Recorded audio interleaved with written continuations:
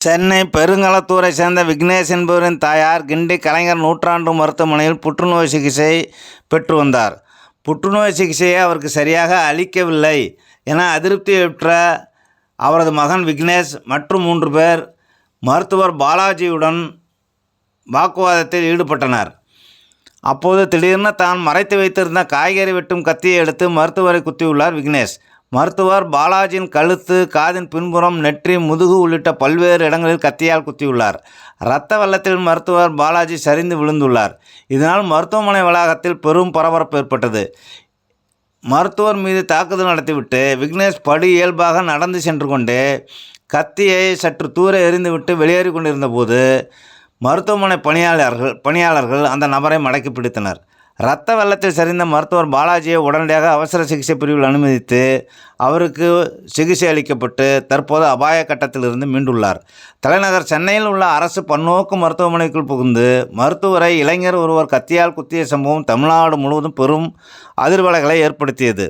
மருத்துவர் பாலாஜி மீதான தாக்குதலை கண்டித்த அரசு மருத்துவமனையில் மருத்துவர்கள், செவிலியர்கள் போராட்டம் நடத்தினர். தொடர்ந்து சுகாதாரத்துறை அமைச்சர் மா. சுப்பிரமணியன் தலைமையில் மருத்துவ சங்கத்தினருடன் பேச்சுவார்த்தை நடந்து தீர்வு காணப்பட்டதை அடுத்து போராட்டம் வாபஸ் பெறப்பட்டுள்ளது. இந்நிலையில் மருத்துவர் மீதான தாக்குதல் சம்பவத்தை தமிழக ஆளுநர் R.N. ரவி கண்டித்துள்ளார். ஆளுநர் மாளிகையின் அதிகாரப்பூர்வ எக்ஸ் வலைதள பக்கத்தில் வெளியிடப்பட்டுள்ள பதிவில் டாக்டர் பாலாஜி ஜெகநாதன் மீதான தாக்குதல் அதிர்ச்சி அளிப்பதுடன் வன்மையாக கண்டிக்கத்தக்கது. மருத்துவர்களுக்கு எதிரான எந்த ஒரு வன்முறையும் முற்றிலும் ஏற்றுக்கொள்ள முடியாதது. மருத்துவர்கள் மற்றும் சுகாதாரத்துறையினரின் பாதுகாப்பை குறிப்பாக மருத்துவமனைகளில் உறுதிப்படுத்த அவசர மற்றும் உடனடி நடவடிக்கைகள் அவசியம். மருத்துவர் பாலாஜி விரைவாக உடல்நலம் பெற வேண்டிக் கொள்கிறேன் என தெரிவிக்கப்பட்டுள்ளது.